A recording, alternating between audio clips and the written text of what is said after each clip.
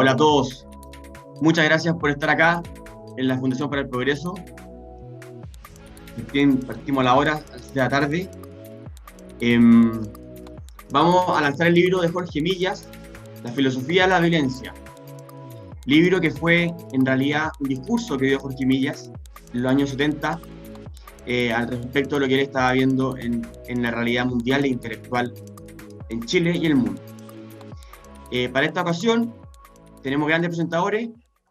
Estamos con Vanessa Kaiser, amiga de la casa, doctora en ciencia política por la Universidad Católica, además doctora en filosofía en la Universidad Católica y actual y radiante concejala por Las Condes. Y además presentará el libro Jorge Gómez, quien voy a reconocer acá inmediatamente, fue quien me dio a conocer este texto de Jorge Millas, muy escondido, porque está publicado en una revista oculta por ahí. Así que mi reconocimiento para Jorge, para así yo empezar a editar este libro. Jorge es máster en Ciencia Política en la Universidad de Chile y miembro de la casa. Así que van a presentar estos dos libros, este libro, estos dos grandes presentadores, y moderará Álvaro Vergara, nuestro joven nuevo investigador, quien es candidato a ser magíster en estudios políticos por la Universidad de los Andes, además de ser ya un abogado. Así que, bueno, muchas gracias por estar acá, a nuestros presentadores, por leer el libro. Muchas gracias, Álvaro, por moderar y presentar. Y muchas gracias a todos los que están acá. Ya hay más de 60 invitados que están entrando. Los dejo entonces con Álvaro y con los presentadores. Muchas gracias a todos. Gracias, Fernando, por la presentación. Yo quiero partir con unas preguntas que hace Jorge Millas, que me parecen muy ilustrativas y muy contingentes para la exposición de después. Él en el texto se pregunta cómo se integra la violencia en la estructura del mundo racionalmente concebido y valorado por el hombre. Cómo enriquece o perturba al sistema de los valores humanos que una cultura acepta, por ejemplo, a la racionalidad o espiritualidad de la vida. Cómo se fundamenta ella misma, o qué cosas fundamenta, si fundamenta alguna. El tema de la violencia reclama en nuestros días ser examinado de raíz, afirmaba Jorge Millas en 1975, fecha en que este libro que nos convoca fue publicado por primera vez. Hoy quizás podemos decir lo mismo, y no hay duda de que mañana también. Una encuesta de 2019, por ejemplo, llamada Jóvenes, Participación y Consumo de Medios, realizada por Periodismo UDP, muestra que jóvenes de entre 19 y 29 años, al menos en esa fecha, ya mostraron un importante apoyo a la manifestación mediante actos violentos. Un 37% de los jóvenes apoyaba las barricadas y un 35% enfrentamientos con carabineros. En su ensayo sobre la violencia, Hannah Arendt nos realizaba la importante advertencia de que es imposible reflexionar sobre la historia y la política sin constatar el importantísimo papel que ha jugado la violencia en los asuntos humanos, por lo que ella reclamaba y decía que resulta bastante sorprendente que rara vez haya sido objeto de consideración específica. Millas también pensaba de forma similar. Como él insinúa en el prólogo, la violencia es un elemento que parece estar unido a la naturaleza. No solo la naturaleza humana, sino más bien animal. Por tanto, lo que se propone Millas en este libro es dar un sentido del deber y esclarecer los fundamentos de la acción desde la filosofía. Para profundizar sobre esto, hoy contamos con Vanessa Kaiser, gracias Vanessa por estar presente, y Jorge Gómez, quienes nos hablarán de nuestro último libro, Filosofía de la Violencia, de Jorge Millas. Pero quizás, antes de que comiencen, resultaría acertado hacer una pequeña biografía de Millas, ya que hoy día, si bien sale al espacio público en algunas columnas, no es muy conocido, sobre todo en el ámbito nacional. Jorge Millas, nuestro Sócrates chileno, como dijo hace un par de semanas Christian Barken, nació en 1917 y falleció en 1982. Admirado tanto por las izquierdas como por las derechas, además de filósofo, fue poeta y sobre todo un gran escritor. Estudió y trabajó en el Instituto Barros Arana, donde compartió con figuras como Nicanor Parra. Fue profesor y director del Departamento Central de Filosofía y de Letras de la Facultad de Filosofía y Educación de la Universidad de Chile. Y fue docente de Filosofía del Derecho en su Facultad de Ciencias Jurídicas. Millas, asimismo, fue decano de la Facultad de Filosofía de la Universidad Austral.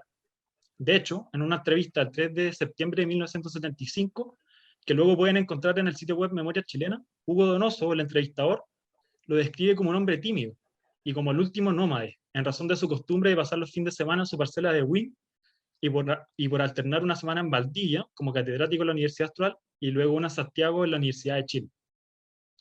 Entre sus lecturas recurrentes circulaban los nombres de José Ortega y Gasset, Freud, Spengler, Simmel y Nietzsche. Sin duda, podemos decir que al igual que con Ortega y Gasset, Millas de esos autores que no pueden ser encasillados.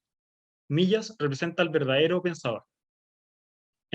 Asimismo, entre sus principales obras podemos encontrar Idea de defensa de la universidad e Idea de individualidad, ambas reeditadas por Ediciones UDP. Bueno, si les parece, comenzamos con una breve exposición de ambos, de alrededor de 12 a 15 minutos, para luego pasar a un diálogo entre ambos y terminar con las preguntas del público. Podemos comenzar con Vanessa y luego con Jorge. Vanessa. Muchas gracias, Álvaro. Gracias por la invitación. Teníamos un video para introducir, no sé si es que está. Esta es la segunda vez que me vuelven a quemar. ¿Cómo, señora Elisa Loncón? Usted que es de mi sangre, mapuche, ¿cómo puede defender a estos violentistas terroristas? Acá en la región, usted no vive en la región, señora. ¿Por qué opina desde afuera? ¿Por qué esta es igual que los santiaguinos que no conocen nuestra realidad? Esta es nuestra realidad. Soy una mujer emprendedora mapuche y es la segunda vez que me vuelven a quemar. ¿Quién me devuelve esto? Por favor, necesitamos que... Por favor, vean cómo crece el terrorismo en la región de la Araucanía. Por favor, somos también chilenos, somos de nuestro país. ¿Por qué nos tiene abandonado el presidente? Por favor, necesitamos ayuda. Bueno, esto no es una simple desconexión, sino que por el contrario. Jorge Millas dice que la filosofía de la violencia tiene que partir de las víctimas, a que la violencia se dirige, y tener en cuenta que el intento de esta violencia es anular a estas víctimas, y anularlas mediante el sufrimiento. Dice que la violencia implica víctimas del temor, del dolor, del crimen, y que una filosofía de la violencia tiene que partir por estas víctimas a las que la violencia se dirige, y tener en cuenta que el intento de esta es anular a las víctimas. Cuando analizamos el libro, excelente libro que escribió Jorge Millas, uno lo acompaña en este asombro, o estupefacción más bien. Digamos que la filosofía transita entre dejarnos en el asombro o en la estupefacción. Porque lo que sucede con la violencia es que la víctima de la violencia desaparece. ¿Por qué? Porque en el contexto, ya se llámese que hay que luchar en contra del capitalismo porque la violencia sistémica del capitalismo, o en el contexto de hay que luchar en contra del Estado chileno porque nos ha oprimido, o lo que sea, lo que se hace con personas como ella, que es ubicada por los otros, por algunos que forman parte de estos grupos narcoterroristas y que se encubren con la causa mapuche, lo que se hace es verla a ella como una yanacona. Eso quiere decir que ella en parte es responsable del sufrimiento de los otros. Así también toda persona que encarne a la burguesía, toda persona que desde el nazismo encarne al pueblo judío, etc. Ellos son responsables de un mal. Y cuando uno ve en el otro el responsable de un mal, lo que sucede es que se justifica la violencia en contra de ese otro. Dice Jorge Millas, así la violencia pierde su esencia propia y hasta se dignifica incluso ser violento en contra de esa gente, en contra del explotador, del capitalista, del yanacona, está justificado y dignificado.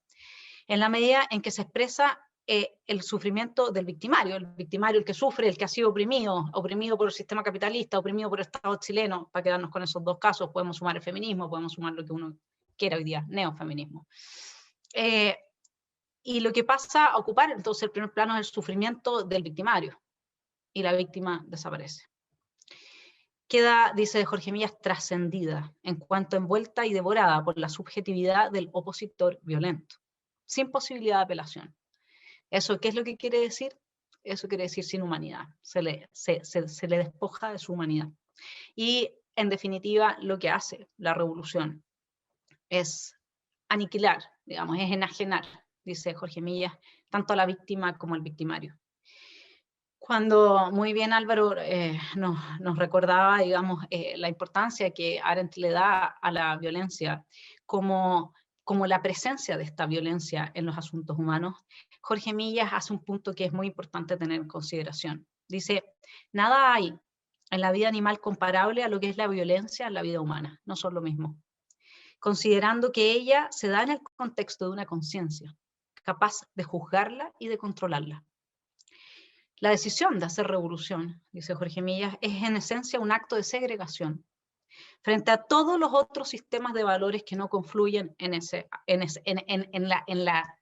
el inmoralismo revolucionario, porque no hay una ética revolucionaria. Lo que hay es una transvaloración de los valores que existen, y luego lo que sucede, como hemos visto una y otra vez con las revoluciones violentas, es que lo que se instala muchas veces, la mayoría de las veces, es una versión incluso más extrema de los valores que antes servían a ciertas élites, pero con el reemplazo de las élites. Lo vimos, eso en la Unión Soviética, lo vimos en China, etcétera, Camboya, todos los países con totalitarismo.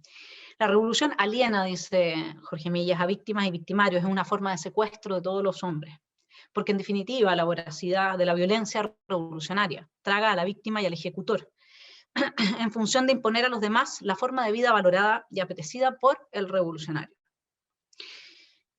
Entonces, ¿qué es lo que, a diferencia de lo que nos quiere decir Arendt? Arendt va muy en el sentido de Jorge Millas, porque ella afirma el pensamiento y afirma la palabra como la opción frente a la violencia. Arendt tiene una inspiración, ¿no es cierto?, muy, muy profunda en la antigua Grecia, y ahí justamente el ciudadano se distinguía del bárbaro, porque el bárbaro usaba la violencia y el ciudadano usaba la palabra para persuadir.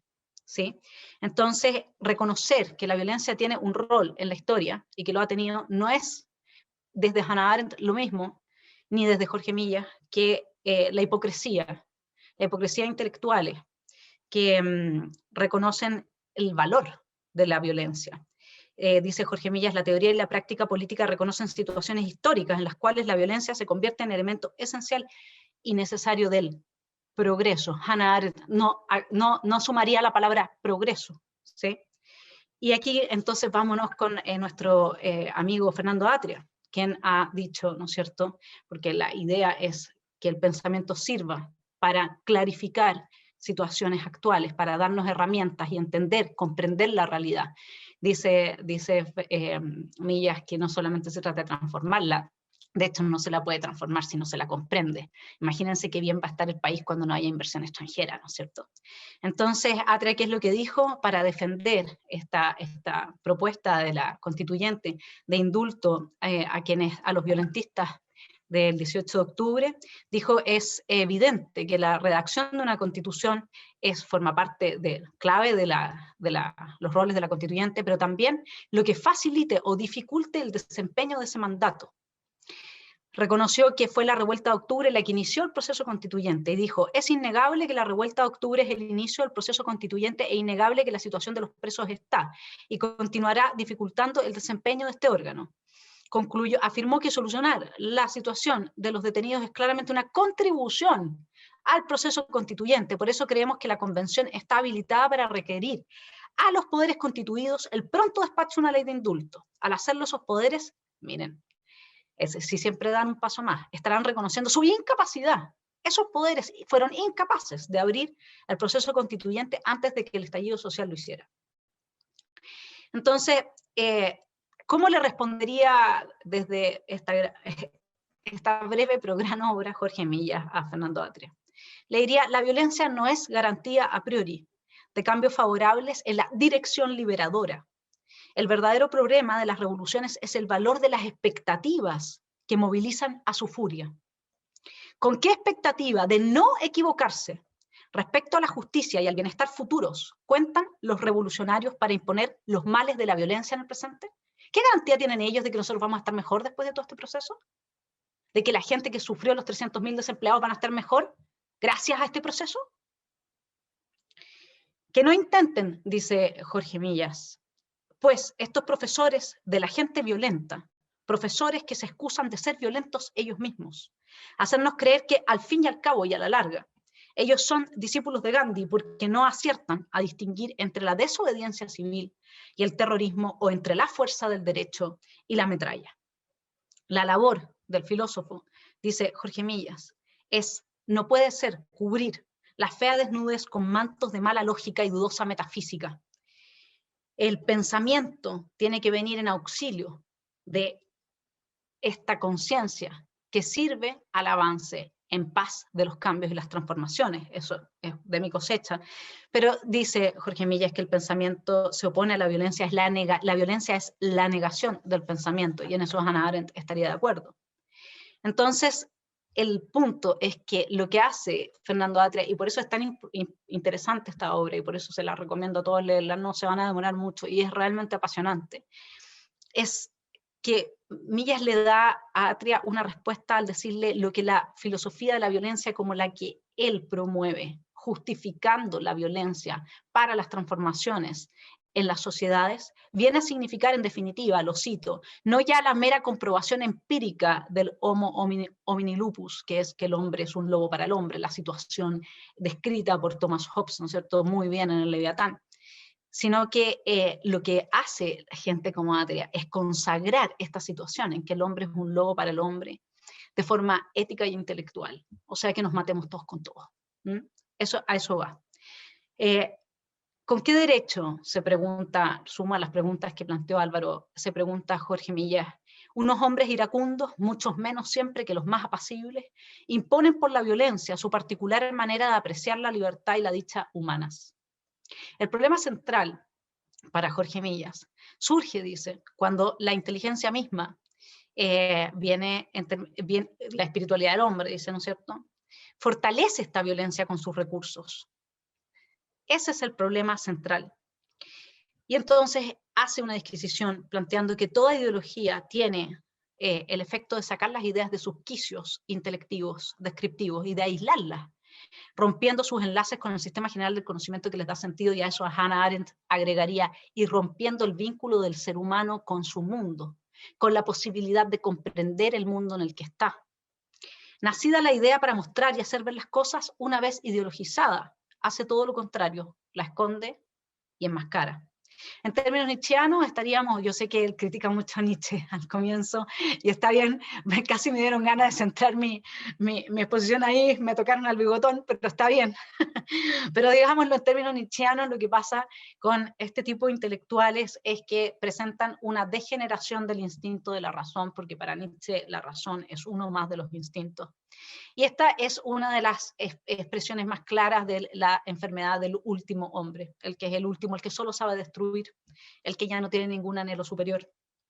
En el momento en que la razón ya no sirve de controlador de las pasiones, ni tampoco como una herramienta a partir de la cual se dan a conocer realidades y se reflexiona sobre ellas, lo que sucede es que la camisa de fuerza de la ideología, que es una manera de vivir un instinto racional en su estado deplorable, digamos, la ideología sirve de camisa al pensamiento, de camisa de fuerza. Y a partir de ahí dice Nietzsche, muy en la línea de lo que plantea Jorge Millas cuando habla de la alienación del victimario, puede forzarse este humano a sí mismo tan violentamente como si fuera forzado por un poder exterior.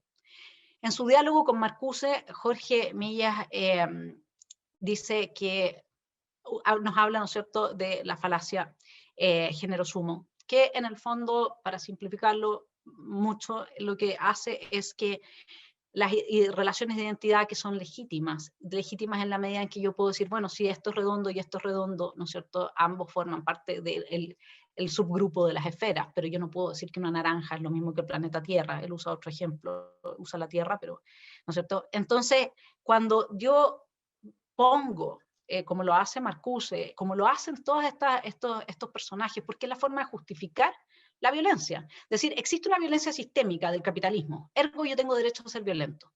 Existe un Estado-nación que nos oprimió, ergo yo tengo derecho a ir a destruirle su emprendimiento a la señora que vimos al comienzo. existe un hombre que nos oprimió históricamente, ergo yo tengo derecho a quitarle su derecho a legítima defensa y a quitarle su derecho a la presunción de inocencia. ¿Sí? Y eso es una forma de violencia.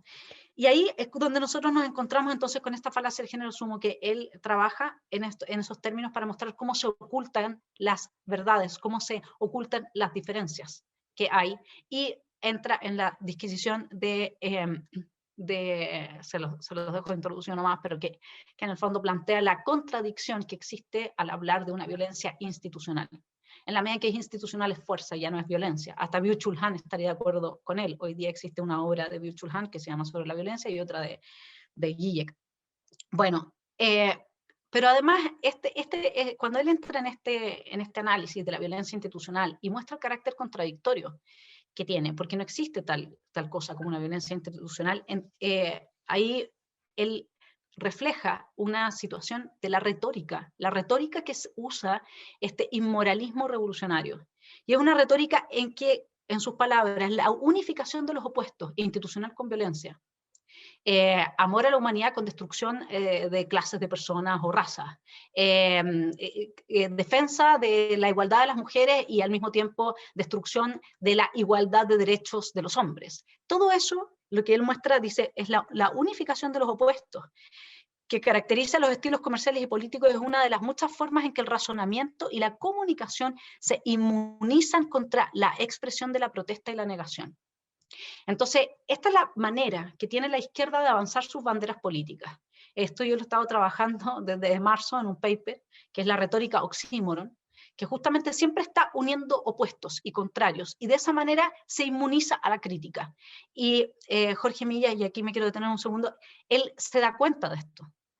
Inmunizarse, no solamente se inmuniza frente a la crítica, cuando uno ve que le dicen subamos el sueldo mínimo por el bien de los trabajadores y la gente que está tan mal, y te pongamos el derecho de propiedad en segundo rango, que eso lo dijo el Papa Francisco, ¿no es cierto?, como un derecho de segundo rango, porque está en la onda de la teoría del derecho garantista.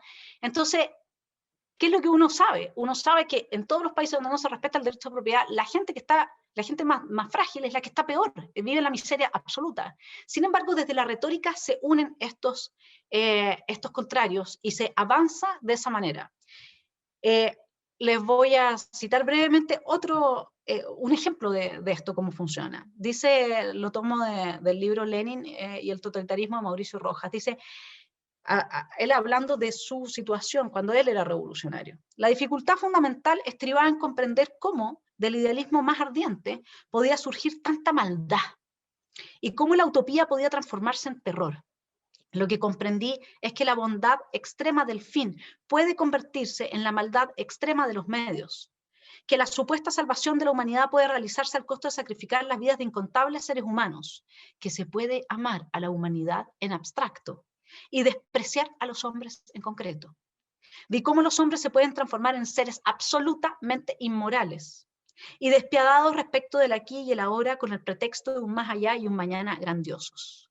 Y vi también cómo dentro del militante revolucionario que un día fui había ido creciendo ese criminal perfecto que está muy bien descrito por Jorge Millas en este libro, del que nos habla Albert Camus al comienzo de su libro El hombre rebelde, es decir, aquel sujeto que puede matar sin remordimiento ni límites, ya que está convencido de hacerlo en nombre de la razón y el progreso.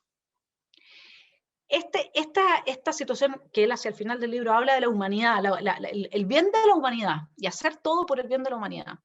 Este tipo de retórica oxímoron, que nace con nuestro amigo Rousseau, que todos lo queremos tanto, cuando dice que van a obligar al individuo a ser libre, para que no hayan conflictos entre la voluntad general y la voluntad particular, entonces se le obligará a ser libre. Ahí es donde yo por primera vez veo realmente surgir esta retórica oxímoron, que lo que hace es que genera un placebo psicológico, porque calma cualquier tipo de culpa, anula las contradicciones, sirve para afirmar la vida y el propósito revolucionario que se ha puesto, entrega una justificación moral a todos los actos perversos o a las propuestas ideológicas. Y además, pero este es un tema nietzscheano, se los dejo rebotando, sacia el instinto de rebaño. Entonces, ¿quién determina el bien de la humanidad?, se pregunta Jorge Millas. Esta forma de retórica oxímoron, bueno, esta es mi manera de entrar con él, ¿no es cierto?, y avanzar su propio pensamiento desde el mío, es lo que él dice, el modo de purificar políticamente la violencia. Y la purificación política de la violencia, lo cito, es la vía de dirección encontrada con la izquierda revolucionaria, precisamente la del nacionalismo, racismo y otros extremismos que él califica de derecha. ¿Sí? Entonces ahí es donde se encuentran todos estos movimientos totalitarios. La metafísica, además de la violencia, esto de que necesariamente yo tengo que asesinar a tales clases o a tales razas, o necesariamente ejercer este terrorismo, esta violencia, porque luego viene algo mejor, viene un mundo mejor gracias a esto. Esta metafísica de la violencia le otorga un valor a la violencia, la dignifica. Entonces se hace cargo, y con esto ya voy terminando, dice que se hace cargo de forma muy interesante de lo que es la acusación del marxismo respecto de la alienación capitalista. Y compara la alienación capitalista, que es estrictamente en el ámbito económico, con la alienación que produce la violencia revolucionaria. Dice Jorge Millas, de acuerdo con su naturaleza específica, la violencia implica no solo la aniquilación física del adversario cuando ella es políticamente útil, sino también cuando ésta no es indispensable, su anulación intelectual y moral. Es la anulación intelectual y moral de la víctima. Su objetivo consiste, en efecto, en imponer el pensamiento y las valoraciones del victimario, y en privar a la víctima del derecho a contraponer los suyos y, por tanto, comportarse como persona en esa coyuntura. De esta manera, la violencia es una forma de explotación total del hombre, por el hombre, mucho más general y profunda que la explotación del trabajador en algunas sociedades capitalistas. ¿Y qué sucede cuando el revolucionario también está alienado producto de esta ideología que justifica cualquier tipo de perversión en nombre del bien de la humanidad? Ahí tenemos lo que se llama crueldad, que es lo que nos deja estupefactos en la narración de esta mujer que puse al principio de esta presentación. Este término, esta forma de retórica, se encarga, dice Millas, de disparar el último mecanismo de sustitución, apagando la postrera y ya débil luz frente a la inhumanidad de la violencia. Esta retórica intelectual promovida por personajes como Atria. La crueldad afecta a la víctima, pero no a su verdugo, porque éste se reserva el más llevadero papel de comprenderla, de comprender su propia crueldad en su carácter de necesaria. Y el pensador queda así, en paz consigo mismo.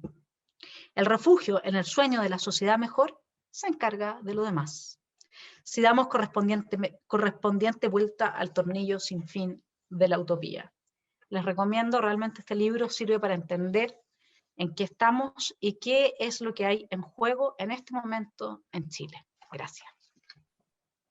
Muchas gracias, Vanessa. Muy bien analizado. Jorge, es tuya la palabra. Gracias, Álvaro. Gracias, Vanessa. Muy interesante la lectura que hiciste y cómo lo ligaste con lo actual. Creo que el video de alguna forma nos dejó un poco congelados frente a la situación, que claramente, como lo explicas tú, denota muy bien un elemento que Millas aborda, que es la negación de las víctimas, detrás de todas estas imposturas, entre comillas, yo diría intelectuales. Yo voy a partir un poco haciendo me parece relevante explicar un poco lo que asumo que Millas fue pensando a lo largo de un periodo importante de tiempo, que aborda más o menos desde inicio de los años 60 hasta el año en que él publica esto como un libro, ¿cierto? De alguna forma él probablemente ve que hay un contexto de creciente violencia política en Chile. En el caso de la violencia política en Chile se empieza a instalar ya a mediados de los 60. Y de alguna forma lo que él ve es que se van enarbolando distintos discursos que van planteando la justificación de la violencia en función del cumplimiento o la instalación de ciertos fines. Y ese es el problema que finalmente él va a abordar.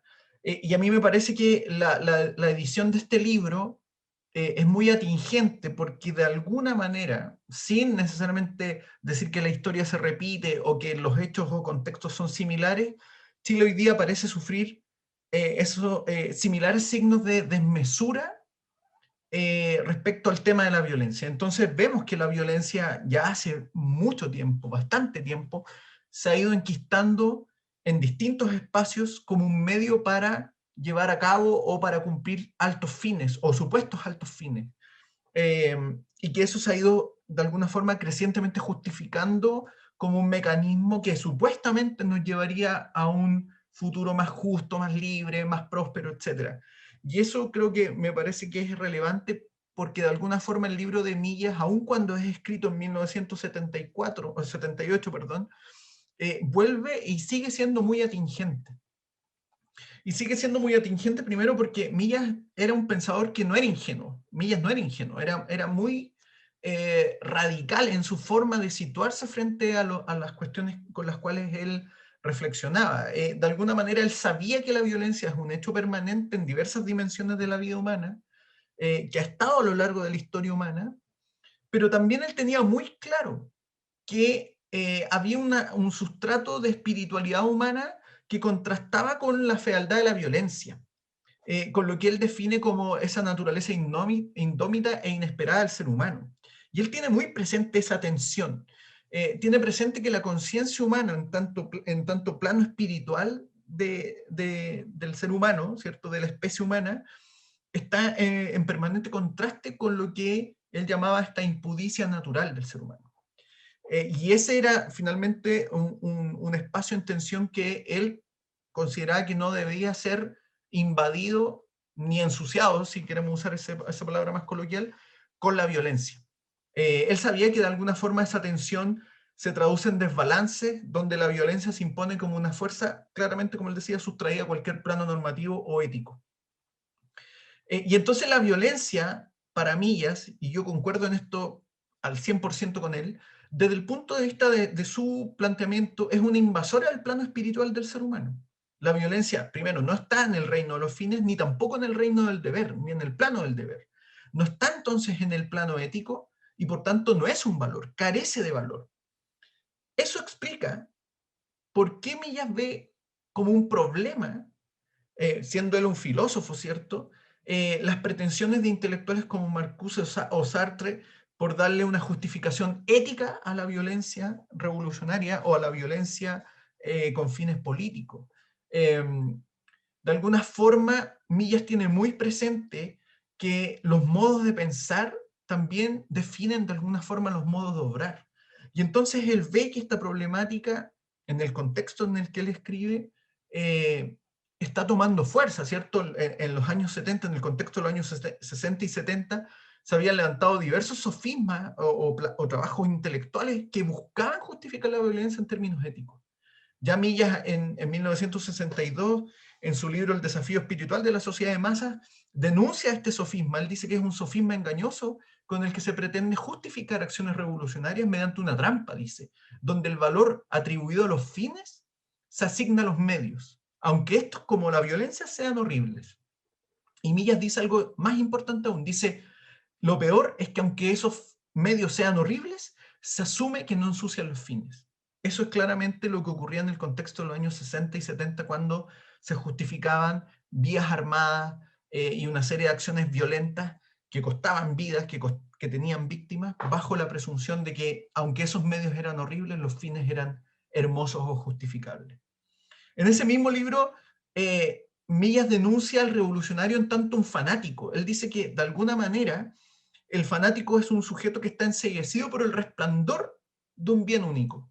Separado del resto de la vida, no ve cosas a su luz, sino solo la luz, dice Millas. La suya es una conciencia encandilada. Y de alguna forma este libro, ¿cierto?, La filosofía de la violencia, habla de ese encandilamiento, trata de abordar reflexivamente este encandilamiento que Millas denuncia abiertamente, lo producen muchos intelectuales, o en este caso también, como decía Vanessa, muchos académicos, por ejemplo en el caso de Fernando Atria, justificando lógicas de violencia. Y Millas lo atribuye a 3 dimensiones, y esto es interesante porque de alguna forma él trata de ser muy ordenado en la argumentación. El primero dice que hay un tema de confusión conceptual, luego dice que hay un enmascaramiento del sufrimiento o la negación de las víctimas, y luego dice que de alguna forma hay un problema espiritual y moral en la violencia revolucionaria. La confusión conceptual para mí ya responde claramente a lo que ya explicó Vanessa, ¿cierto? La falacia del género sumo. ¿Qué implica esto en el fondo? Es que los contornos de un concepto como la violencia se tornan de alguna forma abiertamente o conscientemente difusos. No para servir con fines cognitivos, sino para servir como apelativos emocionales. Y eso es muy atingente a los tiempos actuales. Cuando, por ejemplo, se plantea que todo es violencia, que todo tipo de situación es violenta. Se plantea que el derecho es violencia. Se plantea que la desigualdad económica es violencia. Y entonces Millas de alguna forma aborda esta problemática conceptual, planteando, por ejemplo, si efectivamente se podría decir que las marchas hechas por Luther King de Selma a Montgomery serían violencia. Él dice que no, porque de alguna forma hay una confusión ahí. Cuestiona, por ejemplo, la idea que hoy día es muy recurrente en círculos académicos y también en los medios de comunicación, de que ciertas opiniones distintas, ciertas opiniones que en el fondo no se condicen con las opiniones mayoritarias o con las políticamente correctamente impuestas, serían también formas de violencia. Ello explica por qué hoy día reina la idea de censurar, de acusar de discursos de odio ciertas opiniones. Y eso Millas lo ve como claramente un reflejo de esta distorsión conceptual. Y Millas se revela contra esa confusión. Y entonces dice que esta confusión es pretendida por intelectuales que son abiertamente deshonestos o están confundidos. Millas dice que la confusión impide distinguir, por ejemplo, entre lo que es la violencia versus el anteponer una fuerza moral. Por ejemplo, él dice, en el caso de Gandhi, una fuerza moral respecto a la violencia de una policía, en este caso. Millas de alguna forma entonces nos lleva a una pregunta que a mí me parece muy relevante en la actualidad, a propósito, por ejemplo, de los planteamientos de pensadores como Johann Galtung, que plantea esta idea del triángulo de la violencia, ¿cierto? Donde existiría una violencia directa, que sería la violencia en el caso específico de Millas, donde están las víctimas, pero que incluye la idea de una violencia estructural, una violencia simbólica, pero que nos lleva finalmente a esta confusión conceptual. ¿Quién determina dónde hay violencia estructural o dónde hay violencia simbólica? Queda sujeto finalmente a una apreciación emocional de los actores y no a una búsqueda razonable de esa definición. Y yo creo que ese es uno de los problemas que hoy día se suscitan en distintos espacios, no solo en nuestro país, sino en otros lugares del mundo. Un segundo elemento que mencionaba es el tema del enmascaramiento del sufrimiento. Esto me parece un punto relevante del libro. Millas no solo cuestiona la confusión conceptual, sino la abstracción con respecto a la cual se reflexiona en relación a la violencia. Y eso dice de alguna forma esta abstracción, ¿cierto?, de pensar la violencia desde una torre de marfil, si quisiéramos llamarlo así, conlleva a obviar que la violencia implica relaciones concretas entre seres humanos. Y en ese sentido, la violencia no solo implica los fines, sino que también conlleva efectos y tiene sujetos concretos, que son víctimas y victimarios, que además se relacionan a través del sufrimiento, y por lo tanto Millas dice, ¿qué tipo de relaciones se promueven a través de este tipo de argucias, ¿cierto?, que vindican la violencia? ¿Qué tipo además de hábitos intelectuales se generan y qué tipo de afectos se busca propiciar a través de este tipo de éticas que al final son en realidad una negación de la ética? De alguna forma, Millas aquí plantea que como la violencia es finalmente una negación de la apelación de la víctima, pero además es una negación o es finalmente la desaparición de cualquier marco de responsabilidad o regulación por parte del victimario. Y aquí es interesante esto porque de alguna forma, al negar la apelación de parte de la víctima, lo que ocurre es lo que de alguna forma Hannah Arendt planteaba como el ámbito del poder, ¿cierto? Que es la pluralidad de los seres humanos. La violencia entonces es una negación de la pluralidad humana. Y esto se produce, dice Millas, por una apelación que es claramente una falacia que responde a, primero, los supuestos elementos purificadores de la violencia. Se plantea que la violencia de alguna forma sería liberadora. En cuanto a lo que planteaba muy bien Vanessa, ¿cierto? El supuesto sufrimiento del victimario, que justificaría su acción, pero además unos fines que trascienden no solo a la víctima, sino al propio victimario. Y aquí entra un punto que me parece interesante lo que plantea Millas, es que él expone muy bien el carácter mesiánico de la violencia revolucionaria o la violencia política, donde de alguna forma ese mesianismo de la violencia responde a una postura moral muy específica, que es la insensibilidad frente al sufrimiento concreto e individual de un ser humano. Es decir, acá hay un punto que me parece que es relevante, porque esa insensibilidad queda reflejada en una frase que Che Guevara decía, ¿cierto? Y que Millas la cita, que es que de alguna forma el revolucionario es una efectiva, selectiva y fría máquina de matar. Y aquí hay un punto esencial que dice Millas, que es que esta insensibilidad frente al sufrimiento concreto da paso a un elemento que claramente es total y absolutamente contrario a la ética, que es la noción del odio bajo una perspectiva utilitaria. Es decir, la violencia se justifica esencialmente porque es eficaz. Aquí Millas obviamente plantea una discrepancia con respecto a una ética utilitaria desde una perspectiva de la noción del deber, ¿cierto?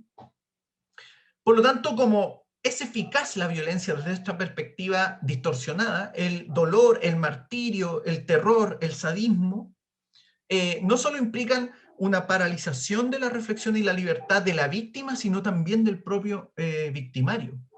Y el problema que ve Millas en esto es que se presume que estos desvalores, ¿cierto? El martirio, el terror, el sadismo, van a dar paso a una sociedad mejor. Esa es la promesa engañosa que denuncia Millas en este libro.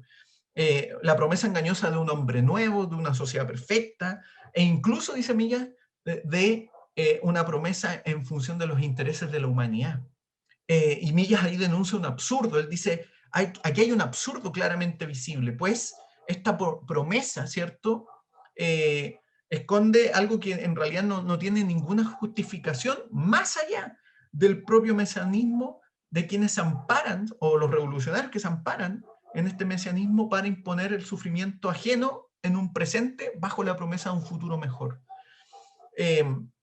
Millas de alguna forma alude que Marcuse se ve de alguna forma contrariado frente a esto, ¿cierto? Y acusa que este tipo de preguntas atormentan, ¿cierto? ¿Por qué? Porque son preguntas que finalmente, bajo esta moral revolucionaria, nadie se hace finalmente. Se asume que ese va a ser el camino y que se va a lograr. Por lo tanto, ahí Millas, a partir de esto, denuncia también la idea o la justificación de que lo que ocurre cuando se suscita el terror, cuando se suscita el sadismo, cuando se suscita la violencia despiadada, lo que ocurre no es la verdadera revolución, sino que una desviación. O es un típico y recurrente argumento de quienes han justificado los gulags y una serie de los campos de concentración y una serie de otras aberraciones bajo la justificación de una revolución. Y de ahí Millas dice, de alguna forma, el problema de esto es que bajo esta justificación el victimario también ha sido corrompido, o también se corrompió y se deshumanizó. ¿Qué es lo que plantea a propósito de toda esta reflexión? Es que finalmente acá se produce un viraje en términos de una ética que era la que consagraba Kant, ¿cierto?, al plantear que nadie debe ser usado como un medio. Millas dice, a partir de esta lógica donde se justifica la violencia revolucionaria, la violencia política, la víctima termina convertida en un medio, y entonces la violencia revolucionaria termina consagrando ética e intelectualmente el homo homini lupus, es decir, de alguna forma que el hombre es el lobo del hombre. Por lo tanto, hay una distorsión ética radical. Y aquí quisiera pasar, en base a esta comprensión, a lo que él me parece que es el punto esencial de lo que él aborda, que tiene que ver con que la violencia revolucionaria de alguna forma conlleva una problemática de carácter espiritual y moral. De alguna forma, Millas dice que el problema de la violencia, desde un punto de vista filosófico, porque él plantea que desde un punto de vista sociológico, psicológico, histórico, se puede abordar en otra medida, pero dice desde el punto de vista filosófico, esto conlleva al contraste entre lo fáctico y lo ético en la historia. Esto es lo clave según Millas. Esta es la tensión que hay en términos filosóficos respecto a la violencia. Porque efectivamente, en términos empíricos, desde una mirada que él llama naturalista, hay un plano donde la violencia está presente, pero también hay un plano que tiene que ver con lo normativo, con lo que él llama pragmático-cultural. Entonces, Millas dice, la problemática desde el punto de vista de la filosofía que busca justificar la violencia es que de alguna forma la violencia como hecho se trata de insertar dentro del plano de la racionalización o lo normativo. Y entonces, ¿qué es lo que ocurre? Que la impudicia natural del ser humano se trata de asimilar con el plano espiritual del ser humano.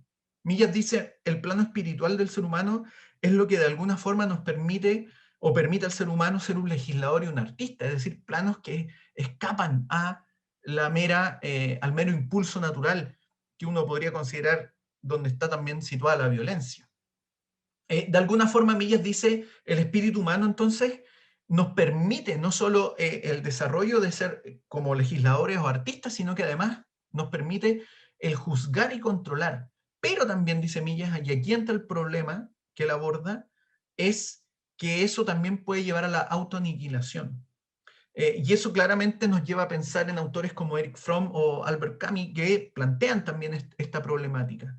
Para Millas, de alguna forma, la confusión del plano espiritual con la violencia, a manos de filósofos que buscan llevar la violencia al plano de lo normativo, conlleva el riesgo de generar una violencia amparada en la conciencia humana. De alguna forma, la justificación racional de la violencia y de la barbarie es el riesgo que visualiza Millas. Millas dice, de alguna forma, con esto vemos que la moral revolucionaria es una moral confusa, es contradictoria en términos de los valores, en términos de lo que busca, en términos de los fines y medios con los cuales busca establecer un fin determinado. Dice Millas, de alguna forma esto es una moral confusa y contradictoria igual que el conformismo. Y yo me atrevería a decir que lo plantea porque de alguna forma esta moral revolucionaria lo que hace es negar finalmente la capacidad de pensar, no solo del revolucionario, sino de la propia víctima.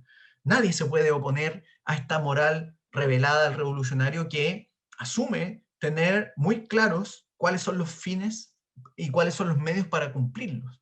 De alguna forma, esa negación de la capacidad de pensar nos lleva también a pensar en lo que planteaba Hannah Arendt, ¿cierto? Cuando de alguna forma describe a aquellos sujetos que son incapaces de pensar, pero que ejecutan muy bien el envío de personas a los cinerarios, ¿cierto? De alguna forma, entonces, el revolucionario también se convierte en un sujeto banal, porque la causa, finalmente, lo niega como un individuo, lo niega como un ser humano. Ya se negó, ¿cierto?, a la víctima, pero él también, de alguna forma, se ve arrastrado por esta dinámica que es finalmente inhumana. Y entonces acá es interesante porque de alguna forma lo que ve Millas es que esta violencia revolucionaria, esta violencia justificada desde el punto de vista filosófico, conlleva a la expresión más radical de la explotación del hombre por el hombre. Y aquí su crítica abierta a la pretensión del marxismo de liberar al hombre a partir de la violencia revolucionaria, de liberar al hombre de la explotación del hombre por el hombre. ¿Por qué? Porque Millas dice que de alguna forma la violencia revolucionaria es una especie de secuestro de la víctima, pero también del victimario, y por lo tanto es un refuerzo de lo que eventualmente se considera una alienación. Millas dice que en cualquier circunstancia nunca estamos 100% alienados ni tampoco 100% liberados. Pero dice que la ejecución de la violencia revolucionaria, al negar las víctimas y al presumir la trascendencia del revolucionario o del victimario, lo que hace finalmente es pretender desenajenar al hombre, enajenándolo mediante la violencia. Y entonces víctimas y victimarios se ven secuestrados por la violencia, bajo la promesa de una liberación que nunca llega finalmente. Probablemente si uno mira lo que fueron los totalitarismos, eso es lo que se ve, ¿cierto? Bajo una promesa de una liberación, lo que terminó ocurriendo es un encarcelamiento casi absoluto y totalitario de los individuos. Y entonces se produce una enajenación total. Millas dice que además el problema de esto es que esa enajenación total se produce a manos del odio, es decir, lo que domina todo este proceso es el odio, lo que es obviamente no solo un sentimiento, sino que un valor antiético. Y entonces hay una distorsión bajo la idea de un compromiso. Y vuelvo aquí al punto de que ese compromiso que está dominado por el odio, solo se puede traducir en una frase que expresó muy bien Che Guevara, lamentablemente, que tiene que ver con que finalmente el revolucionario es solo una máquina de matar, que obviamente a ojos de Hannah Arendt y del propio Millas no piensa y tampoco siente. Así, la violencia revolucionaria entonces consiste, dice Millas, en el control total de la deliberación y de la acción por un único medio. La violencia misma, que se convierte entonces en un medio y un fin total, que captura tanto al victimario como a la víctima, obviamente, y en la práctica esto hace que se produzca este enceguecimiento, que eso es lo que hace que finalmente el dolor concreto de las víctimas, el sufrimiento de las personas, se vea como un elemento adicional, incluso no se ha observado. Millas dice que de alguna forma este mesianismo revolucionario, ¿cierto?, que es la lógica del fanático, esconde también un alma iracunda, un alma vanidosa, ansiosa de aventuras. Dice Millas, es un hervidero de pasiones que además va contra el espíritu humano bajo esta promesa incierta de que a partir del el desatar estas pasiones se va a cumplir un ideal más elevado. Me parece que el libro en ese sentido es muy relevante porque de alguna forma, con todos los matices que se puedan aplicar, probablemente hoy día Chile vive una profunda crisis espiritual. Y eso se ve reflejado en esta idea de que la violencia va a llevar a algo más próspero, algo mejor, etc. De alguna forma, lo que plantea Millas en esta denuncia, ¿cierto?, en esta problemática, es algo que también de alguna forma denuncia Ortega y Gasset a inicio del siglo XX. Y quizás sería bueno en Chile reflexionar sobre esa crisis espiritual que probablemente hoy día nos afecta en distintas dimensiones. ¿Por qué? Porque Millas advierte algo que me parece relevante y por eso creo que el libro es atingente de leerlo. Ojalá se pueda mucha gente leerlo y acceder y que se discuta sobre el contenido. Millas advierte algo que me parece relevante, que es que la violencia revolucionaria finalmente, o la violencia política, no es otra cosa más que la negación de todo sistema de valores y fines. Como decía anteriormente, finalmente es la negación de la pluralidad del mundo. Por lo tanto, muchas veces se tiende a hablar de poder cuando en realidad se está simplemente vindicando la violencia. Y dice Millas, lo peor es que bajo esta violencia revolucionaria, esta violencia política justificada filosóficamente, se puede terminar en la situación en que ni siquiera la humanidad puede apelar a sus horrores. Gracias. Muchas gracias, Jorge, muy bien sintetizado. Yo les voy a alcanzar a inyectar una pregunta nomás en razón de tiempo, porque nos excedimos un poquito, así que para después pasar las preguntas del público, que les vamos a dar micrófono a los asistentes, así que invito a la gente del público a hacer sus preguntas en la sección pregunta-respuesta y que también voten por las preguntas que ustedes estimen mejores. Entonces, la pregunta que les quería hacer es algo que me interesa que quede muy claro en esta discusión. Que Millas en el texto hace una distinción muy interesante, que lo mencionaba de alguna forma Vanessa con la retórica del oxímoron y Jorge en el primer punto de la enumeración que hizo. Y Jorge Millas cuestiona hasta dónde llega la elasticidad natural del concepto de violencia. Y eso tiene, para mí, por lo menos bastante sentido hoy en día, ya que muchas veces se justifica la violencia empatándola con un error conceptual, en que se cataloga como violencia determinadas situaciones en que se encuentran las personas. Por ejemplo, cuando se dice que la violencia sería pobreza, por ejemplo, o que violencia sería hacinamiento, o la destrucción y contaminación del medio ambiente. Entonces, en ese sentido, ¿ustedes qué le responderían a las personas que empatan de esta manera? ¿Y cuál sería la diferencia también entre la violencia del Estado, aquella fuerza institucionalizada que dice Jorge Millas, con la violencia de los particulares, se podría decir? ¿Cómo lo ven ustedes? Yo creo que bien corto, si partimos con Vanessa, y después Jorge. A ver, lo que dice Millas es que el concepto de violencia institucionalizada es una incoherencia. Desde el momento en que la violencia se institucionaliza, esto es, se somete a un sistema normativo, o con más precisión al orden jurídico, ya no es violencia. Se puede haber fuerza institucionalizada. La violencia es la fuerza libre, sustraída a la jurisdicción reguladora de un ordenamiento jurídico y moral. La sustracción es total, cuando la sustracción es total, se ha instalado en el derecho la violencia sin más. Pero no la llamamos institucionalizada, porque desde el momento en que el orden jurídico no opera, la institución desaparece, ¿sí? Entonces, ¿se puede sentir opresión a partir de una situación de pobreza? Sí, por supuesto que sí. A partir de una situación de caos, también. Pero, ¿y se puede sentir opresión si es que a uno lo para un carabinero? Por supuesto que sí. O sea, yo como libertaria, por favor. O sea, evidentemente que el Estado tiene el monopolio de la coerción. Pero como dice Millas, es una coerción que al pasar por el sedazo de su institucionalización, la fuerza se racionaliza. Y al haber una dimensión, como decía Jorge Gómez a propósito de su tocayo, una dimensión que es la espiritual, ¿no es cierto?, que es aquella en la que reflexionamos, aquella en la que está la conciencia, donde ingresan criterios de imparcialidad y objetividad. El sistema jurídico tiene, para poder existir, tiene a la base, ¿no es cierto?, el principio de igualdad ante la ley. Por lo tanto, al mismo acto cometido por una o por otra persona, se va a dar la misma pena, se va a condenar con la misma pena. Y eso con independencia, esto es en la teoría, ¿no es cierto?, al menos en los países que sí funciona, así funciona, con independencia de cuánto dinero y quién sea esta persona. Entonces lo que se está castigando es el acto, no se está castigando a la persona. Y eso hace una diferencia muy grande, porque lo que se castiga desde el marxismo y todas sus variantes progres actuales, es a la persona por haber nacido hombre, es a la persona por ser parte de la clase burguesa explotadora, es a la persona en el nazismo por ser judío. Entonces, esa es lo que se establece ahí, no es una culpa sobre la que uno tenga alguna responsabilidad.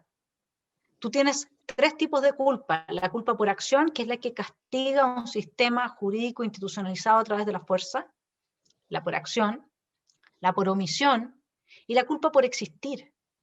Cuando tú naciste hombre, no puedes hacer algo para cambiar eso, digamos. No puedes hacer algo para cambiar el hecho de haber tenido un abuelo judío, no puedes hacer nada para cambiar el hecho de haber sido parte de la clase burguesa. Entonces, lo que la violencia en esta actividad, que como bien nos recordó Jorge, requiere de un uno a uno, requiere de una persona ejerciendo esa violencia sobre otra. Hay una víctima y hay un victimario. Las instituciones pueden estar mal inspiradas legalmente y uno puede hacer una crítica a cuáles son las leyes que se promueven y su justicia o injusticia, como que te corten la mano si es que abriste una Biblia, por ejemplo, ¿no?, como en los países musulmanes más radicales. Bueno, está bien, se puede hacer evidentemente que ese tipo de análisis, pero lo que hay detrás de la institucionalización es algo que saca del juego a la situación propia de la víctima y el victimario y que racionaliza entonces la fuerza y su aplicación. Muchas gracias, Vanessa. Jorge. Bueno, respondiendo un poco, yo creo que Vanessa lo explicó muy bien, y lo que hace Millas al final es establecer el plano de lo normativo, donde inserta el Estado. Él como profesor de filosofía del derecho lo tiene muy claro, que hay un plano normativo que no es perfecto ni infalible. De hecho, él dice que de alguna forma, en distintas circunstancias, los estados pueden incurrir en situaciones en que, de alguna forma, se producen focos particulares de degeneración, dice Millas. Pero dice, de alguna forma, cuando se produce la sustracción total, es decir, cuando la violencia opera fuera de todo marco jurídico, considerando igual sus imperfecciones, es que en el fondo ya hay solo violencia. y no fuerza institucionalizada. Y a mí me parece que es relevante porque hacer esa distinción para él es relevante porque no hacerla implica aceptar los discursos que plantean que la aplicación del derecho es una forma más de violencia, o que en el fondo la acción de instituciones jurídicas es otra expresión de una violencia simbólica o estructural enfocada a subyugar a ciertos grupos o a ciertas personas. Y yo creo que ahí la distinción es muy importante porque si no se hace, se entra en un círculo vicioso. ¿Cuándo entonces un Estado sería efectivamente un marco legítimo en términos jurídicos? Si aceptáramos lo que cuestiona Millas, es decir, si aceptáramos la confusión, nunca lo sería. Y Millas de alguna forma plantea que entonces el Estado sí opera bajo un marco normativo, e incluso que ese marco normativo sanciona e incluye marcos normativos cuando se exceden esas acciones, es decir, cuando se sustraen. Y para eso existen marcos legales que regulan el uso de la fuerza. Pero de alguna forma eso es distinto a una violencia totalmente desatada, donde además el arbitrio humano es el único que opera, ¿cierto? Y en la violencia revolucionaria el arbitrio es total y absoluto, porque a alguien se le ocurre que tú eres un contrarrevolucionario y se te fusila o se te encarcela, y se acabó el asunto. ¿Te fijas? En un Estado de Derecho, que es lo que defiende Millas, hay un espacio de apelación, hay poderes interdependientes, hay mecanismos para evitar de alguna forma estos focos de degeneración como plantea Jorge Millas. Gracias, Jorge. Diego, ¿se me puede ayudar con las preguntas del público? La pregunta con más votos fue de Gonzalo Sánchez, así que si le podemos abrir el micrófono para que la haga él. Bueno, muchas gracias por la oportunidad y muy interesante el evento y quedamos muy motivados por adquirir el libro.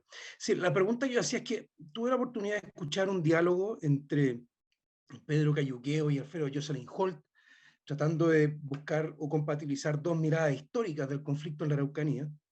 Y me llamó la atención que Cayuqueo plantea que la violencia en la Araucanía es legítima porque el Estado chileno ha sido durante siglos, o al menos 200 años, extremadamente violento con el pueblo mapuche y que ya la ocupación del territorio mapuche fue un acto violento. Y de alguna manera como que trata de instalar una lógica de un enfrentamiento entre dos pueblos, naciones, digamos, como si se tratara de una guerra supuestamente legítima. Entonces la pregunta es, si es que es aceptable desde el punto de vista plantear que la violencia puede ser legítima como una respuesta a otra violencia supuestamente ilegítima entre dos naciones, o una invasión, ¿no es cierto?, militar, que es de alguna manera como plantean el origen del conflicto. Bueno, si quieres, parto yo. Yo también estoy de acuerdo contigo, Gonzalo, que es un tema de muchas aristas. Por supuesto que tú tienes derecho a desobediencia civil. Por lo menos yo voy con John Locke, el segundo tratado del gobierno civil, ahí de todas maneras. Y por supuesto que tienes derecho a defenderte de la invasión de un país extranjero. Y por supuesto que ese uso de la violencia, comillas, uno podría decir que en el caso de la desobediencia civil, desde Millas, al menos tú no tienes un uso de la violencia, sino que es una fuerza moral que se opone a un cierto estado de cosas, ¿sí? Lo mismo con Martin Luther King.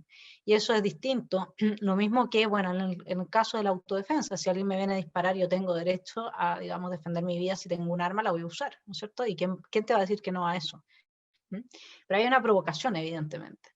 Ahora, el caso específico de lo que está tratando de hacer Cayuqueo, creo que es, ¿no?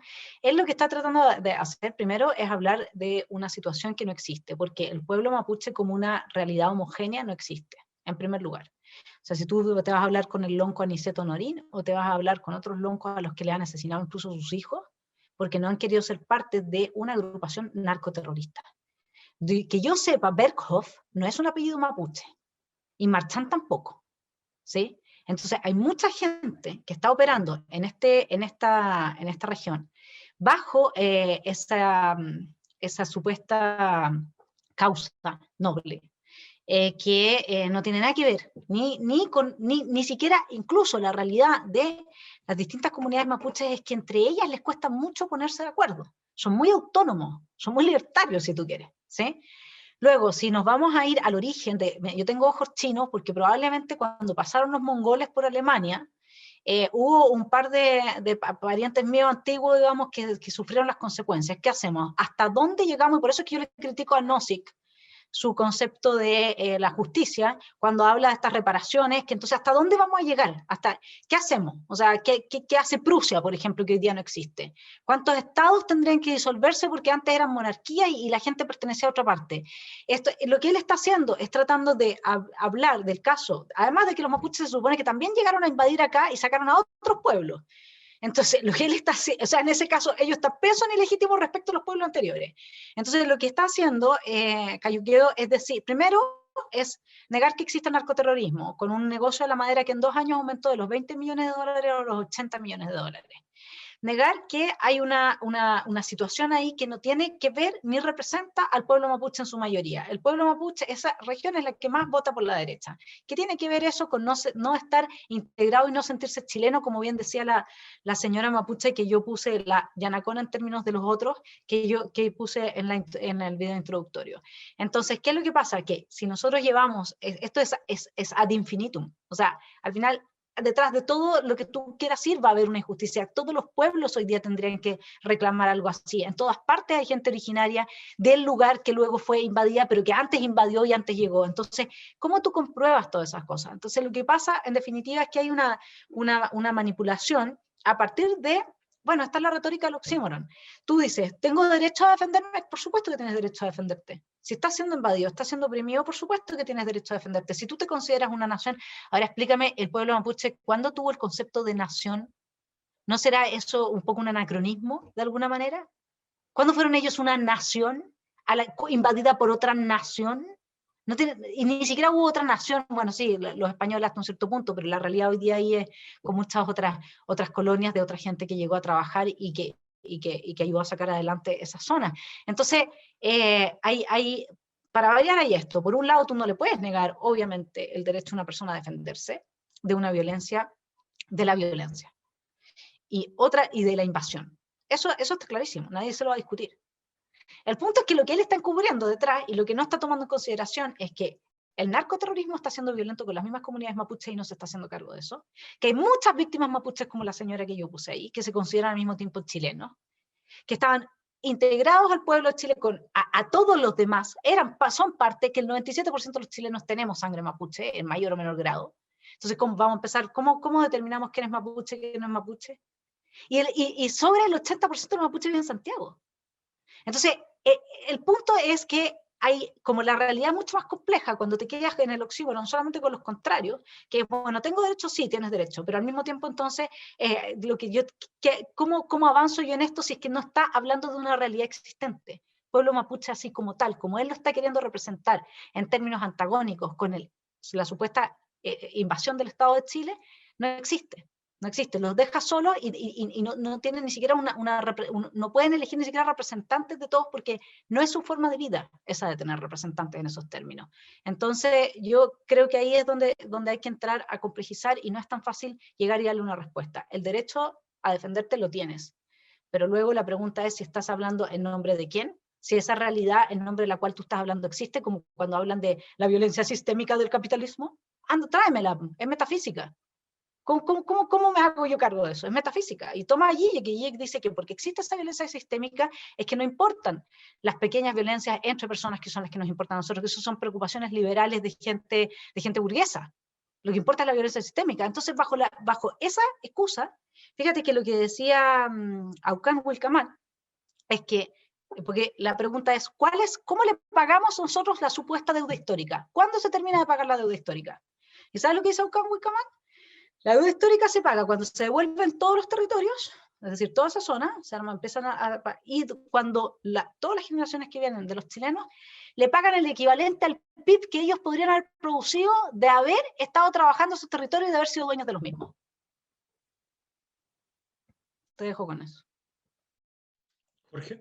Yo tomando un poco la pregunta, a mí me parece que claramente Millas aquí ofrece una respuesta muy clara. Lo que ocurre en la apelación de Pedro Cayuqueo es que efectivamente, primero él produce un victimario abstracto, porque en términos estrictos, las personas concretas que hoy día eventualmente ocupan territorio que supuestamente era mapuche o que era territorio que fue conquistado por el Estado chileno, no son responsables de esa situación. Aquí hay una adjudicación de responsabilidad que es totalmente absurda, porque en el fondo una persona que nació en 1940 y que, o en 1950 o 1960 y que adquirió un territorio o que nació en ese territorio, no es responsable en absoluto de las acciones que eventualmente podría haber ejecutado el Estado chileno o quienes gobernaban el Estado chileno en un contexto dado.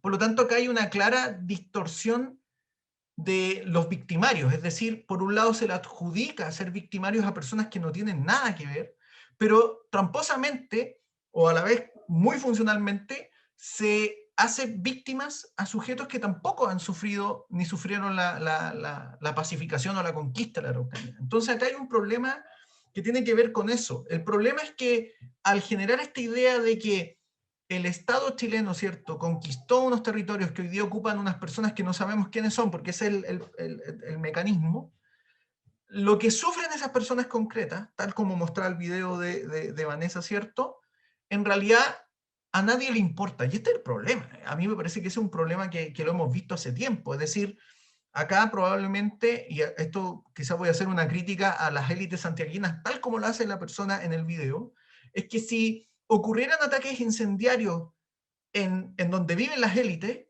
habría un escándalo mayor. Pero cuando muere un trabajador que estaba cuidando una cosecha en una cabaña que queman, a nadie le importa.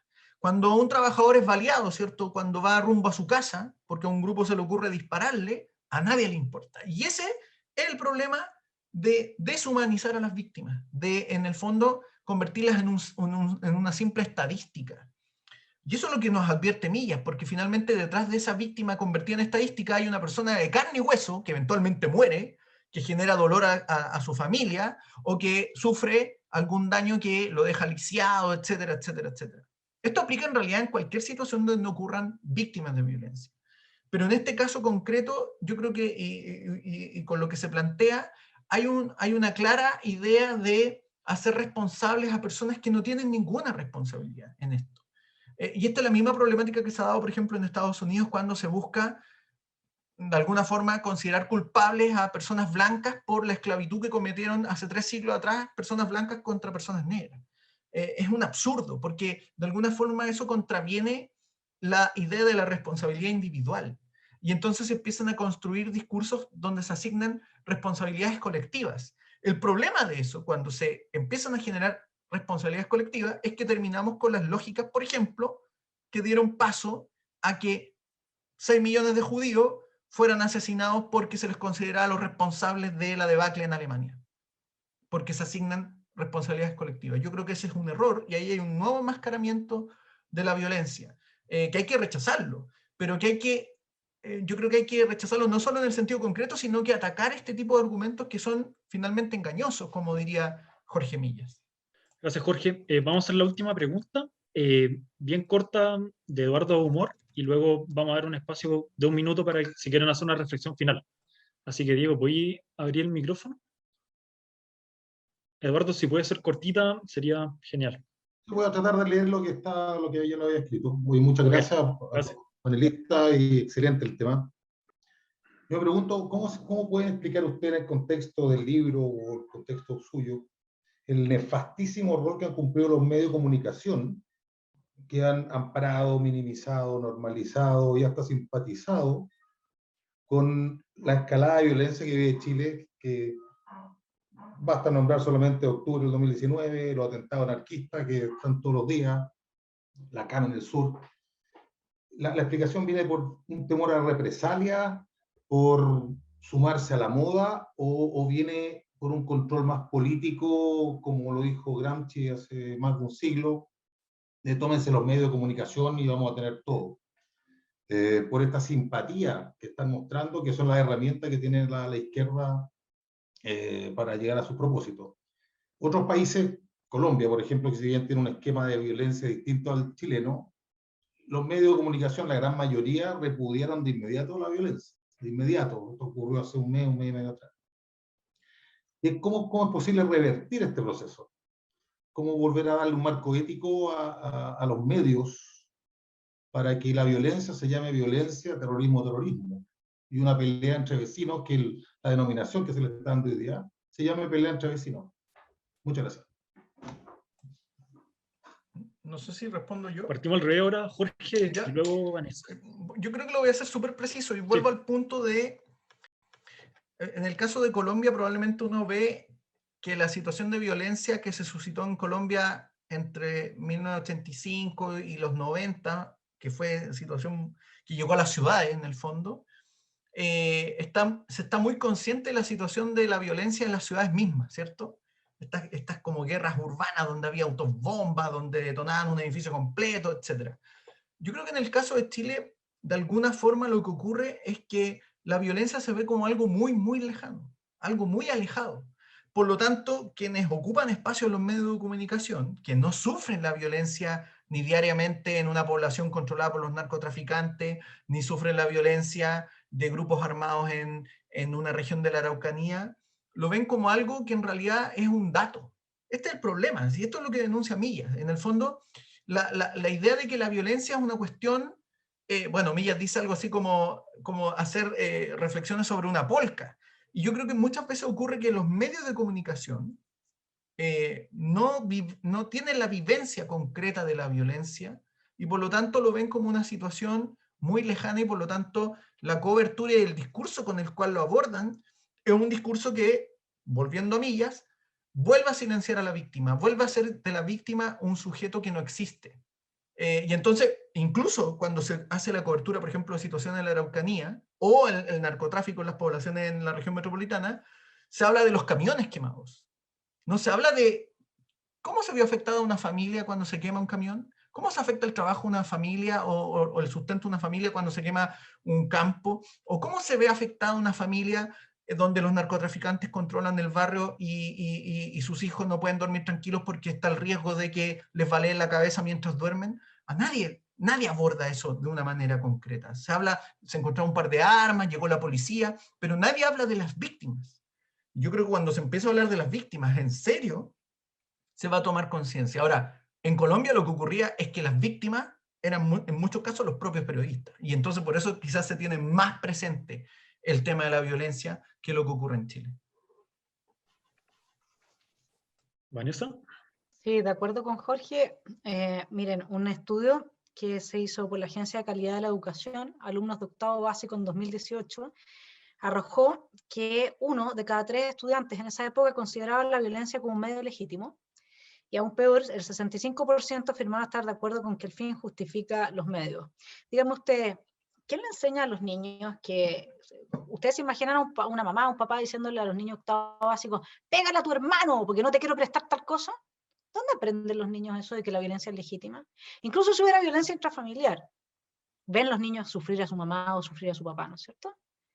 ¿Dónde lo aprenden? ¡Eureka! Vamos con el colegio de profesores y vamos con nuestros... ¿Quién educa a los educadores? Bien, tenemos primero que esta gente empezó a legitimar la violencia para tener estas carnes de cañón, esta gente que, como dice Jorge Millas, es un mero medio, no es otra cosa, porque el victimario también es un mero medio. Lo importante es que se cumpla la causa, digamos, que se avance en la causa. Y Hannah Arendt hace una descripción muy buena de eso en Los orígenes del totalitarismo también, ¿no? Entonces la ley de la historia tiene que cumplirse, no importa si por su cumplimiento tiene que morir mucha gente, y lo mismo la ley de la raza, ¿no es cierto? Entonces ese es el punto. Y para eso tú tienes que tener gente convencida de que la violencia es el medio purificador de la realidad. Y yo creo que yo tuve una conversación hace 7 años atrás, por ejemplo, con un director de uno de los medios más importantes de este país, y me dijo, nosotros vamos a hacer saltar las superestructuras de este país. Me lo dijo a la cara. Ahora, ¿qué es lo que hay? Yo creo que hay de muchas cosas. No podemos poner a todos los periodistas y a todos los medios bajo la misma categoría. Cuando sacan a Hernández Norambuena y quieren transformarlo en un héroe, bueno, eso evidentemente que es la inmoralidad, o sea, es la forma revolucionaria de instalar una nueva estructura valórica donde el victimario es el héroe, como lo que se quiere hacer también cuando están promoviendo el indulto de esta gente, o cuando están promoviendo resarcir por excesos del Estado, violaciones a los derechos humanos cometidas sistemáticamente durante las protestas del 2018. Digamos, lo que se está haciendo, y eso está en un libro que yo he citado en mi canal Esfera Pública, es poniendo a un nuevo actor como el protagonista del destino de la nación, y en este caso el vándalo. ¿Sí? Y eso es lo que se está haciendo, profesor. Uno lo vio con la performance de Kramer también, cuando habló de la primera línea como que se tratara aquí de la gente del séptimo de línea, digamos, ¿no? Entonces, ahí hay varias cosas. Una es el miedo. Hay un miedo muy grande a ir en contra de la corriente. Dos, la retórica del oxímoron es muy, muy difícil de combatir. Porque cuando tú estás en contra de la ESI, de la educación sexual integral, te dicen, ay, que eres malo, eres un perverso, porque tú estás en contra de que los niños se eduquen y que tengan una educación integral respecto a su sexualidad. Entonces tú dices, no, yo no estoy en contra de eso. Pero como todo lo etiquetan con estas palabras maravillosas y grandilocuentes de por el bien de la humanidad, el amor de la humanidad, toda la Agenda 2030 con sus logros de desarrollo sustentable, ¿quién no va a estar a favor del desarrollo sustentable? Luego tú me dices, van a empobrecer a todos los países con medidas que van a ser de economía planificada, y lo que van a avanzar es la pobreza. Y dime, ¿qué país pobre es sustentable y se preocupa de la ecología? Entonces todo es oxímoron, todo.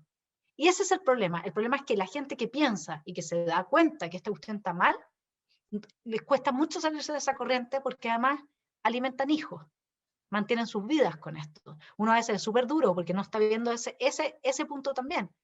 Yo creo que hay de todo en el periodismo. Creo que hay también una sensación de que el progresismo te da ese placebo, ese sentirte bien, ese que no te importe cuáles son las consecuencias, porque tú eres el bueno, el que está con el discurso bueno. Para ser liberal o para ser libertario hoy día hay que estar dispuesto a ser de los malos, en el espectro del juicio de la gran mayoría de las personas. Tú vas a ser el malo. Y si uno no está dispuesto a eso, no puede ser ni liberal ni libertario hoy día, ni republicano en el sentido de defender la república, porque ya se produjo la transvaluación moral. Y la segunda parte de la pregunta, que es cómo devolver a los cauces racionales, digamos, este desmadre, porque cada vez es peor. O sea, cada vez se nos da más vuelta, digamos, el sentido común se desarma más. Hay dos opciones. Uno es que la gente se dé cuenta que a través de la violencia no se logra nada bueno. Y entonces lo que nos depara no es un futuro muy brillante, sino que por el contrario. La otra es que antes de llegar a ese punto haya algún tipo de conversación entre élites que justamente manejan el discurso hegemónico, que en un mes instaló la Constitución, como el gran anhelo de los chilenos, cuando en ninguna encuesta anterior marcaba más de un 4% el apoyo a una reforma constitucional para resolver los problemas. Así de fuerte se puede, si toda la élite se reúne, se junta y establecen que ese no es el camino, tenemos una esperanza de que se reinstale un discurso que reúna de nuevo a la gente en torno a la paz, en torno a la razonabilidad, en torno al bien común, y podamos salir adelante. Yo espero que ese sea el camino. Muchas gracias, Vanessa. Por la hora, yo creo que lo vamos a dejar hasta acá. Así que le doy muchas gracias a todos los asistentes. Les recuerdo que pueden comprar el libro en la librería Antártica, en la librería Voz, Dan Busca Libre, y que luego les vamos a mandar una encuesta de satisfacción, por favor, para que la respondan. Te damos las gracias, Vanessa. Muchas gracias por asistir siempre a nuestro evento. Y te felicitamos también por tu reciente elección de concejal. Así que ahí toda la fuerza que te mandamos de la FPP. Y gracias también, Jorge, como siempre, buenas reflexiones de ambos, al hueso, y ambos hicieron una muy buena síntesis del libro. Así que gracias a todos por asistir, y eso, los dejamos invitados a adquirir el libro.